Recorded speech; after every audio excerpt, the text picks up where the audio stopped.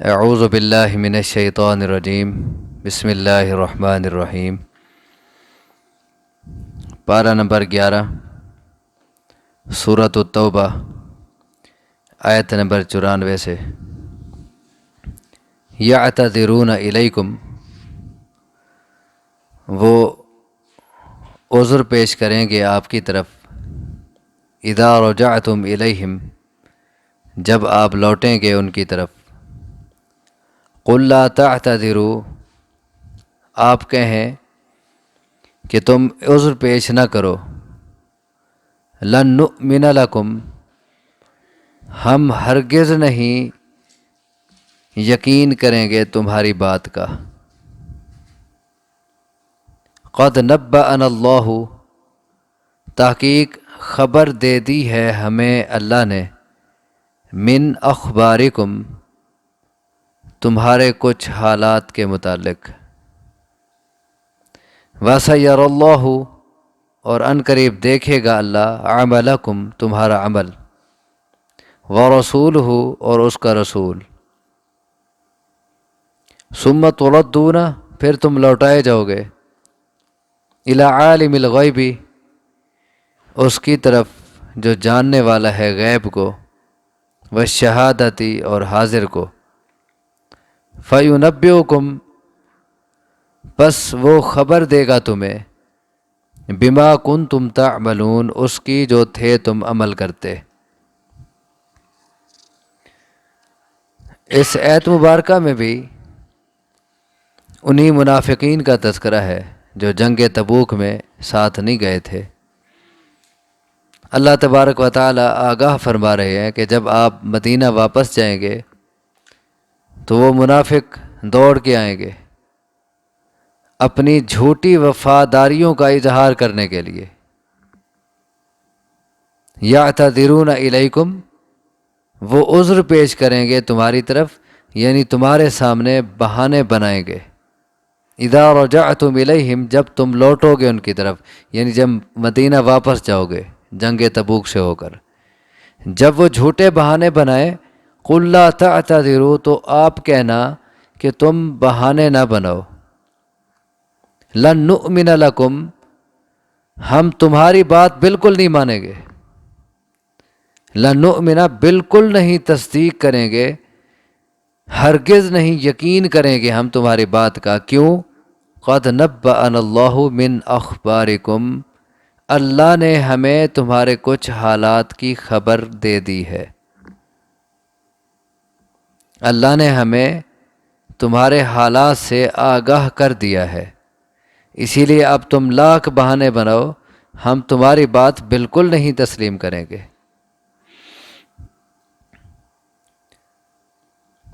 یہ نہیں فرمایا کہ آپ کہیں تم بہانے نہ بناؤ، میں تو غیب جانتا ہوں، مجھے تو سب کچھ کا پتہ ہے، یہ نہیں فرمایا۔ کیا فرمایا ہے کہ جب وہ بہانے بنائے تو آپ ان سے کہیں کہ میں تمہاری بات بالکل نہیں مانوں گا کیونکہ اللہ نے مجھے بتا دیا ہے۔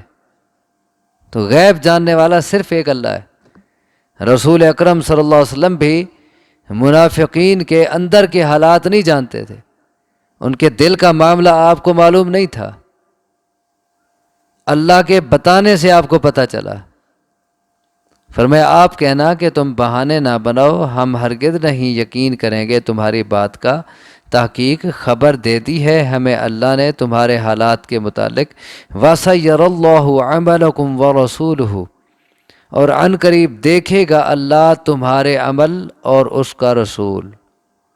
آئندہ دیکھتے ہیں کہ تم کیا کرتے ہو، اب تو اللہ نے ہمیں تمہارے حالات سے آگاہ کر دیا ہے کہ محض تمہارے بہانے ہیں، کوئی عذر نہیں تھا، کوئی مجبوری نہیں تھی، محض تم جانا نہیں چاہتے تھے۔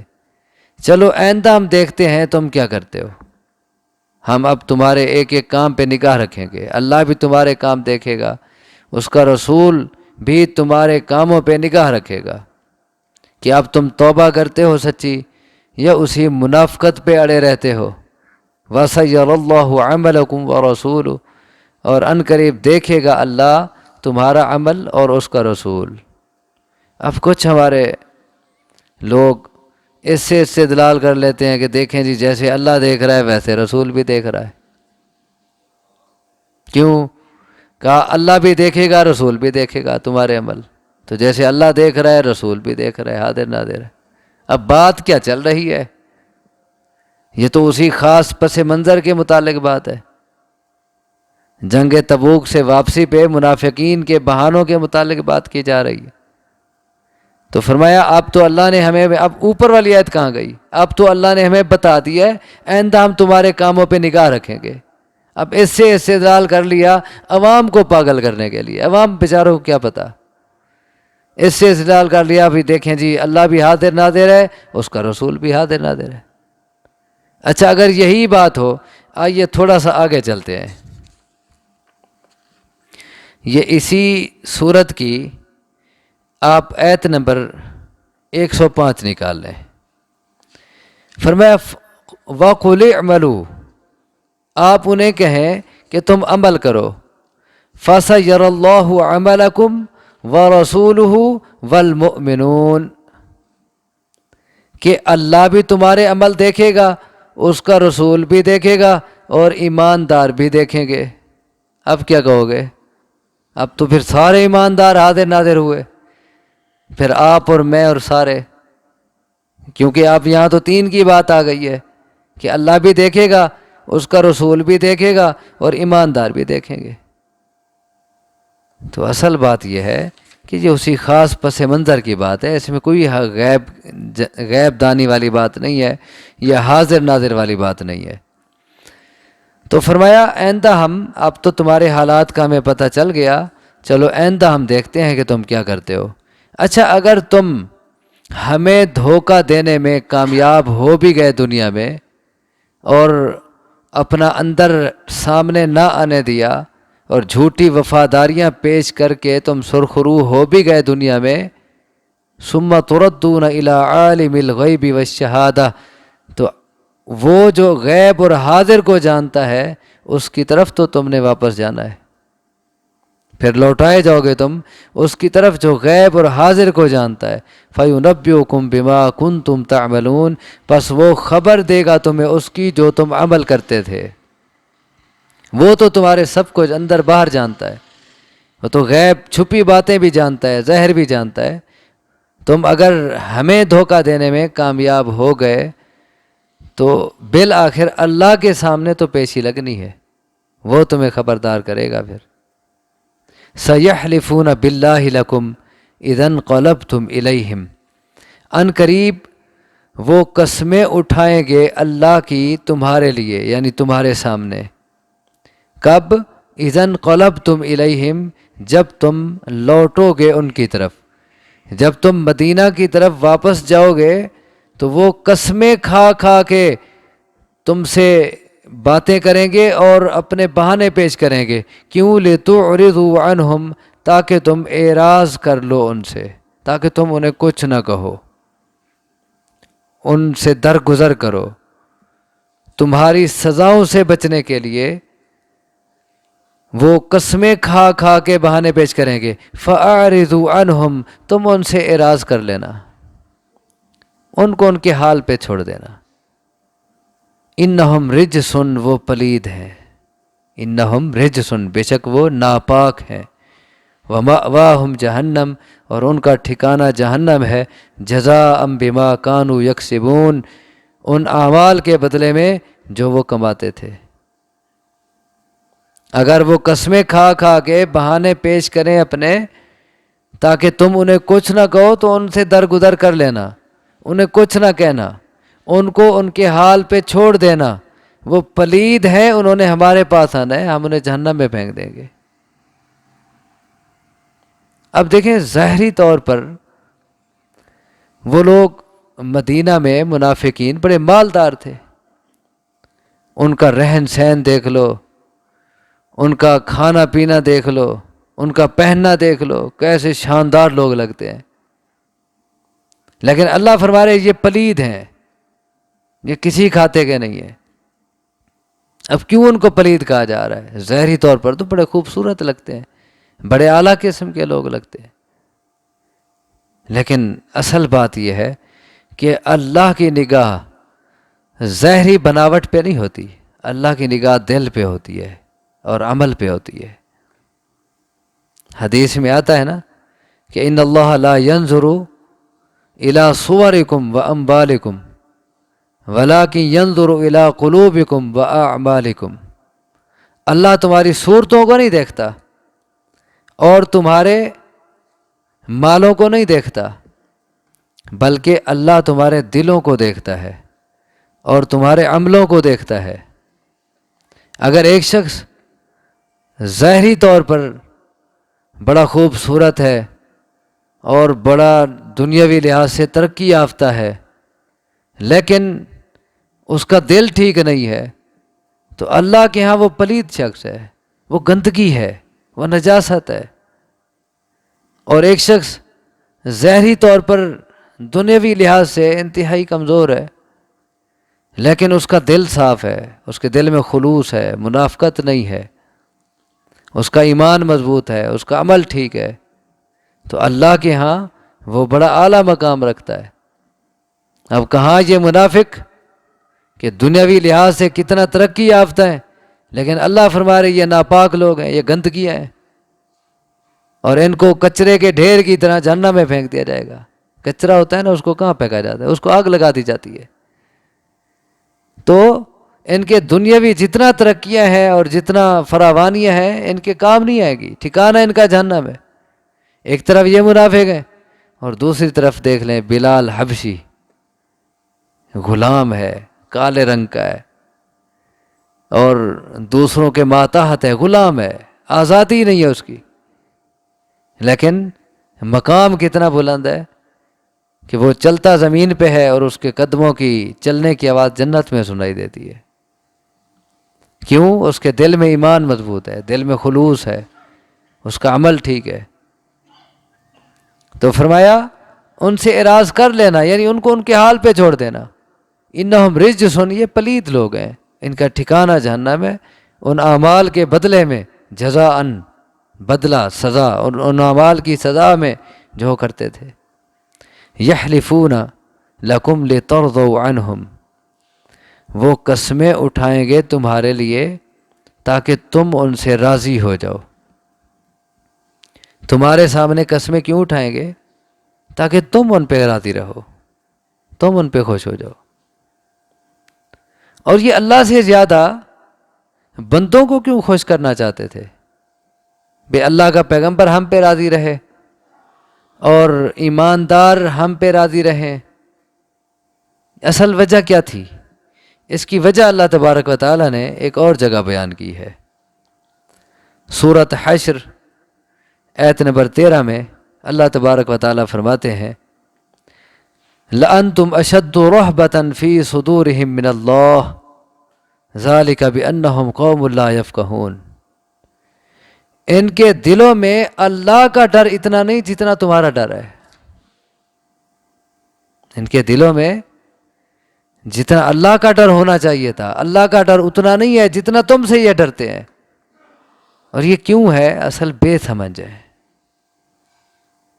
اصل تو اللہ سے ڈرنا چاہیے تھا، سب کچھ کرنے والا تو وہی ہے، لیکن ذالک بانہم قوم لا یفقہون، چونکہ بے سمجھ ہے، ان کے پاس عقل نہیں، اسی لیے یہ اللہ سے نہیں ڈرتے، تم سے ڈرتے ہیں۔ اسی لیے یہ تمہارے سامنے قسمیں اٹھاتے ہیں تاکہ تم ان سے راضی ہو جاؤ۔ فَإِن تَرْضَوْا عَنْهُمْ، پس اگر تم ان سے راضی ہو بھی جاؤ، فَإِنَّ اللَّهَ لَا يَرْضَى عَنِ الْقَوْمِ الْفَاسِقِينَ، پس بے شک اللہ فاسق قوم سے راضی نہیں ہوگا۔ کیسے جھنجھوڑنے والی آیت ہے۔ بات تو منافقین کی چل رہی ہے، لیکن ہم میں سے ہر شخص سوچے کہ میں کتنا عمل صرف لوگوں کے ڈر سے کرتا ہوں، یا کتنا کام میں صرف لوگوں کے ڈر سے چھوڑ دیتا ہوں، اور کتنا ایسے موقع آتے ہیں کہ ایک طرف اللہ ہوتا ہے، ایک طرف بندے ہوتے ہیں، میں اللہ سے نہیں ڈرتا اور میں بندوں سے ڈر رہا ہوتا ہوں، اور میں یہ سوچتا ہوں جو بندے نہ روٹھ جائیں، بندے نہ ناراض ہو جائیں۔ کتنا موقع ایسے آتے ہیں۔ تو پھر بات وہی نہ رہی کہ اللہ سے زیادہ بندوں کا ڈر ہے.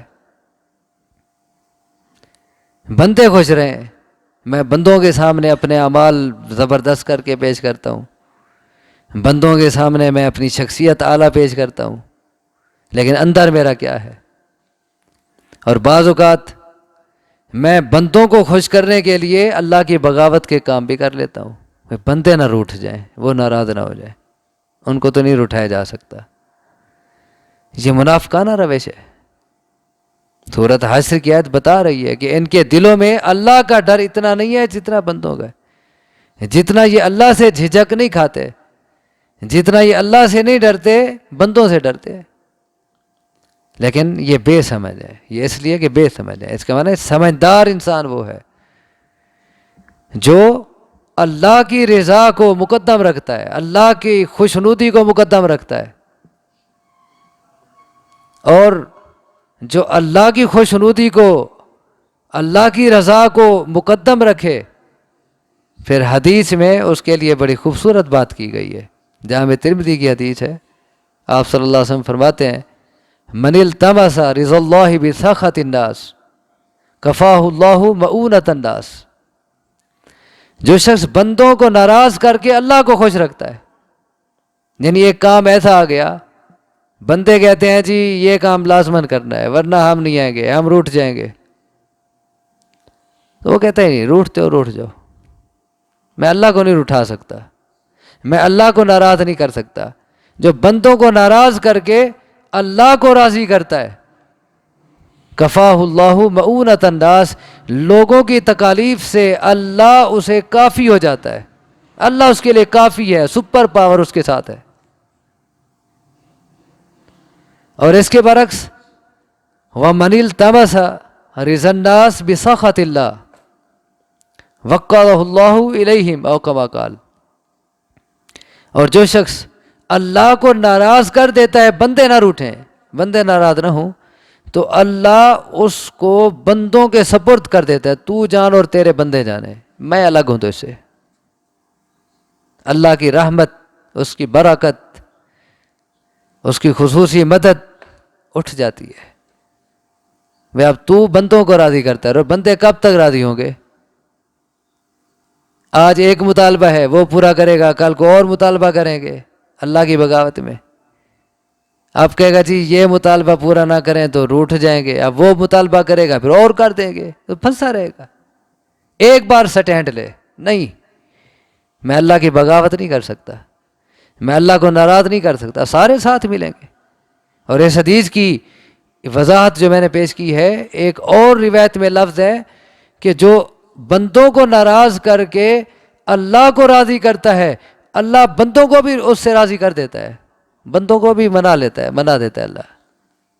بندے ساتھ ہو جاتے ہیں. بندہ ایک بار سٹینڈ لے، ایک گھر کا سربراہ ہے، بڑا ہے اور گھر کا حکمران ہے، اسی سے پوچھا جائے گا تمام گھر والوں کے بارے میں کہ تیرے جو ماتحت تھے تو نے کیسے ان کی نگرانی کی تھی، اور چاہے جائے کہ وہ ساتھ مل جائے. تو فرمایا یحلفون لکم لترضوا عنہم، وہ قسمیں اٹھائیں گے تمہارے لیے تاکہ تم ان سے راضی ہو جاؤ. فإن ترضوا عنہم، اگر تم ان سے راضی ہو بھی جاؤ، فإن اللہ لا يرضى عن القوم الفاسقین، تو پس بشک اللہ نافرمان قوم سے راضی نہیں ہوگا. اللہ سے دعا ہے مجھے آپ کو سمجھنے کی، عمل کی توفیق عطا فرمائے. اقول قولی ھذا واستغفر اللہ لی ولکم، وآخر دعوانا ان الحمد للہ رب العالمین.